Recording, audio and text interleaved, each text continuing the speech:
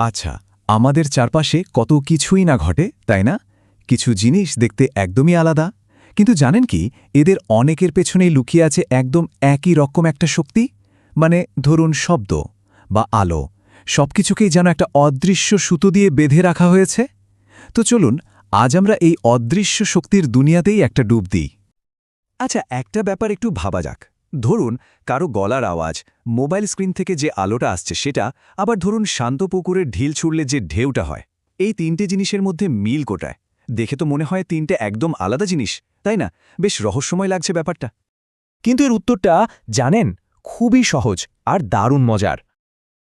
এই সব কিছুই আসলে এক জিনিস, আর তা হল তরঙ্গ বা ওয়েভস। হ্যাঁ, ঠিকই শুনেছেন, এরা সবাই যেন একই পরিবারের সদস্য।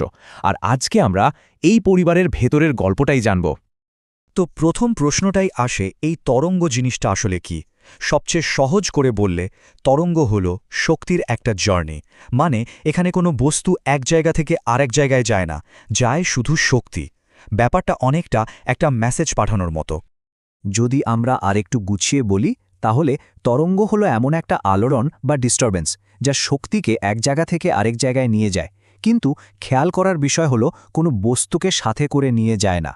এটাই কিন্তু সবচেয়ে গুরুত্বপূর্ণ পয়েন্ট। শক্তি ভ্রমণ করে, বস্তু নয়। এই ব্যাপারটা বোঝার জন্য সেই পুকুরের উদাহরণটা কিন্তু একদম পারফেক্ট। ভাবুন তো, পুকুরে ঢিল ফেললে কি হয়? ঢেউটা গোল হয়ে ছড়িয়ে পড়ে, তাই না? কিন্তু ওই ঢেউয়ের ওপর যদি একটা শুকনো পাতা থাকে, পাতাটা কি ঢেউয়ের সাথে সাথে পারে চলে আসে? না, ওটা শুধু নিজের জায়গায় দাঁড়িয়ে ওপরে নিচে দুলতে থাকে। তার মানে কি? মানে হলো ঢেউটা শক্তিটাকে বয়ে নিয়ে গেছে, কিন্তু পানি বা পাতাটাকে নয়। ব্যাস এই দুটো কথাই মনে রাখতে হবে।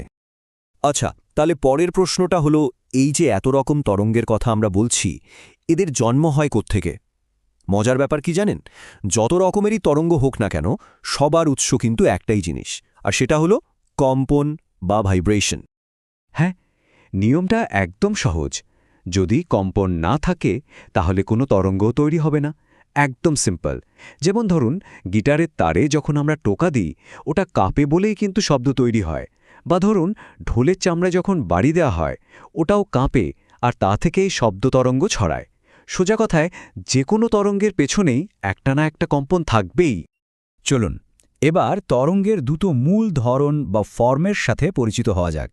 মানে তরঙ্গগুলো যে মাধ্যমের মধ্যে দিয়ে যায়, সেই মাধ্যমের কণাগুলো ঠিক কীভাবে কাঁপে তার উপর ভিত্তি করেই কিন্তু তরঙ্গকে দুটো প্রধান ভাগে ভাগ করা হয়। প্রথমটা হলো অনুপ্রস্থ তরঙ্গ, বা ইংরেজিতে যাকে আমরা বলি ট্রান্সভার্স ওয়েভস।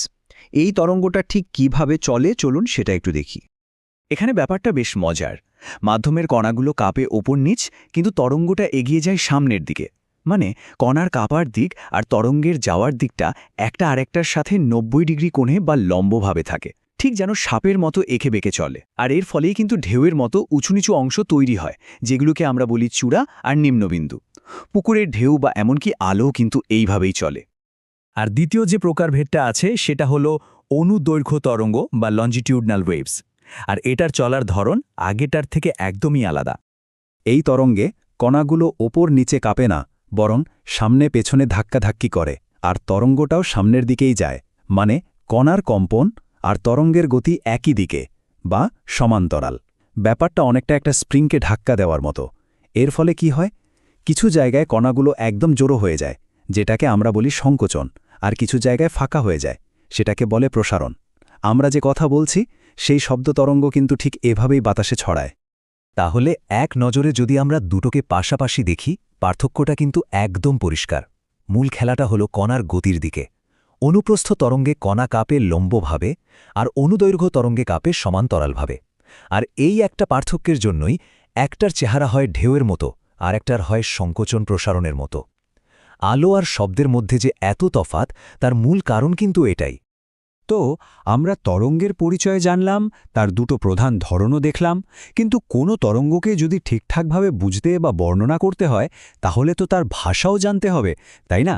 চলুন সেই ভাষাটাই একটু শেখা যাক। দেখুন, যে কোনো তরঙ্গকে মাপার জন্য বা তার চরিত্র বোঝার জন্য বিজ্ঞানীরা কয়েকটা বিশেষ শব্দ ব্যবহার করেন। যেমন ধরুন ফ্রিকোয়েন্সি বা কম্পাঙ্ক, মানে হলো 1 সেকেন্ডে একটা কণা কতবার কাঁপছে। তারপর আছে ওয়েভলেংথ বা তরঙ্গ দৈর্ঘ্য, মানে একটা পূর্ণ ঢেউ কতটা লম্বা। আর আছে ওয়েভ স্পিড, মানে তরঙ্গটা কত জোরে চলছে। এগুলো হলো তরঙ্গের ভাষা, যা দিয়ে তাদের সম্পর্কে সবকিছু জানা যায়। আচ্ছা, আজকের মতো আলোচনা শেষ করার আগে একটা প্রশ্ন মাথায় আসছে। আমরা দেখলাম শব্দ হলো একটা তরঙ্গ, যার চলার জন্য বাতাসের মতো কোনো মাধ্যম লাগে। এ কারণেই তো মহাকাশে কোনো শব্দ শোনা যায় না। কিন্তু আলো তো একটা তরঙ্গ। তাহলে সূর্য থেকে যে আলো পৃথিবীতে আসে, সেটা মহাকাশের ওই বিশাল শূন্যস্থান পার হয়ে আসে কিভাবে, যেখানে কম্পন করার মতো কোনো কিছুই নেই? ব্যাপারটা বেশ অদ্ভুত না? একটু ভেবে দেখবেন তো।